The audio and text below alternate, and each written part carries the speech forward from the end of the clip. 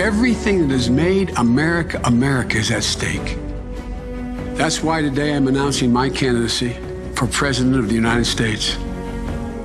My name's Joe Biden. I'm a Democratic candidate for the United States Senate. Look me over. If you'd like to see, help out. If not, vote for the other guy. Give me a look, though, okay? At that moment, I knew I'd have to run. Because my father taught us that silence was complicity.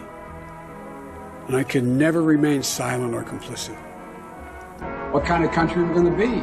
4 more years of Georgia, is going to find ourselves in a position where if Trump gets elected, we're going to be in a different world. Justice, radical left. Will you shut up, man? Listen, who is on your list, Joe? I'll lead an effective strategy to mobilize true international effort to pressure. You may remember, I got in trouble when we were running against the senator who was a Mormon, the governor, okay? And I took him on. With this president, we become weaker, sicker, poorer, more divided, and more violent. When I was vice president, we inherited a recession. I was asked to fix it. I did. We left him a booming economy, and he caused the recession. I will say, I'm an American president. I represent all of you, whether you voted for me or against me. And I'm going to make sure that you're represented. I'm going to give you hope. We're going to move. We're going to choose science over fiction. We're going to choose hope over fear. We're going to choose to move forward because we have enormous opportunities to make things better. Will, to the best of my ability. Preserve, protect, and defend. Preserve, protect, and defend. The Constitution of the United States. The Constitution of the United States. So help you God. So help me God. Congratulations, Mr. President.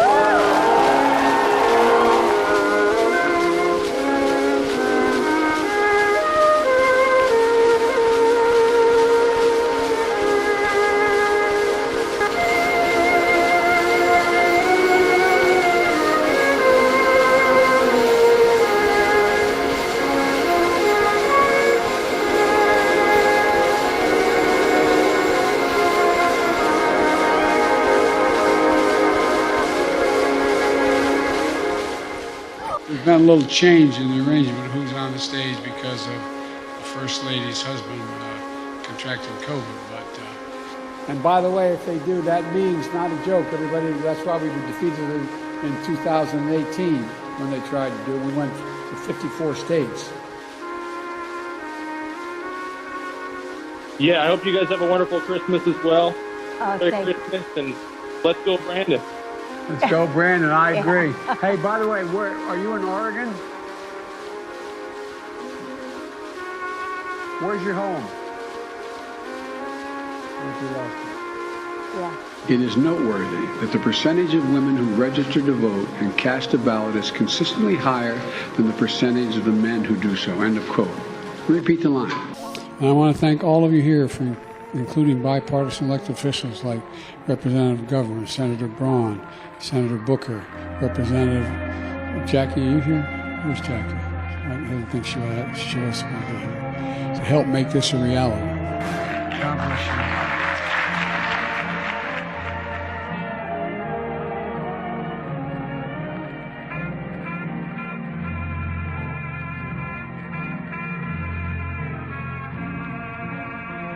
America is a nation that can be defined in a single word. I was in the foothills of the Himalayas with Xi Jinping, traveling with him, and that's when we traveled 17,000 miles when I was vice president. I don't know that for a fact. We also need Ukraine to make changes to fix the broken immigration system here. We also need Congress to make the changes to fix the broken immigration system here at home. The conduct of the response in the Gaza Strip has been over the top. I think that, as you know, initially the president of Mexico, Sisi, did not want to open up the gate to allow humanitarian material to get in. I talked to him. I convinced him to open the gate.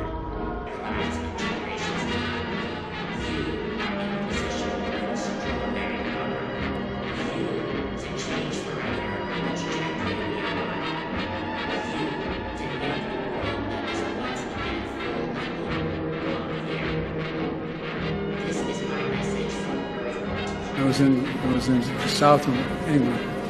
And I sat down and I said, "America's back." And Mitterrand from France looked at me and said, "You know,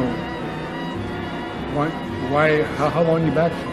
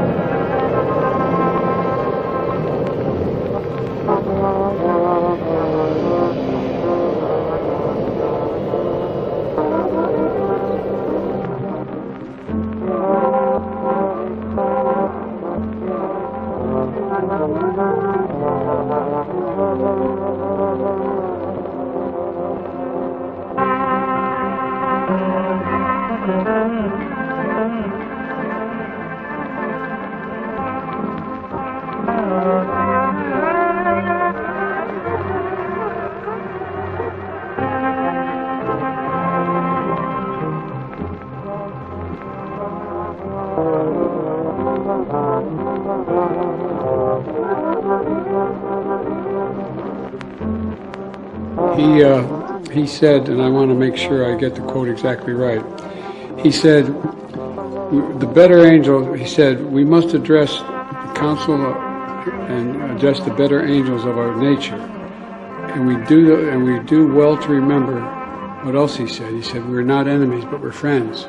It's in the part of the Civil War. He said, "We're not enemies, but we're friends. We must not be enemies, folks." And I've been around, I know I don't look it, I've been around a long while.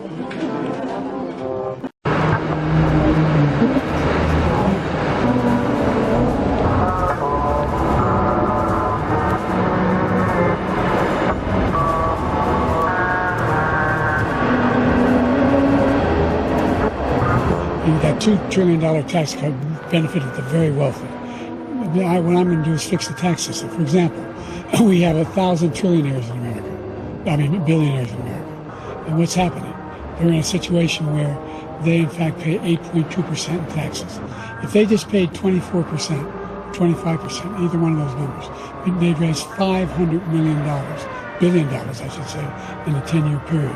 We'd be able to wipe out his debt. We'd be able to help make sure that all those things we need to do, child care, elder care, making sure that we continue to strengthen our healthcare system, making sure that we're able to make every single solitary person eligible for what I've been able to do with the COVID, with dealing with everything we have to do with, look, if we finally beat Medicare.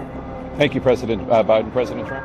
Look, there's so many young women who have been, including a young woman who just was murdered, and he went to the funeral. And the idea that she was murdered by an immigrant coming in, they talk about that. But here's the deal: there's a lot of young women who are being raped by their in-laws, by their spouses, brothers and sisters. It's just ridiculous. And I'm going to continue to move until we get the total ban on the total initiative relative to what we're going to do with more border patrol and more asylums. President Trump?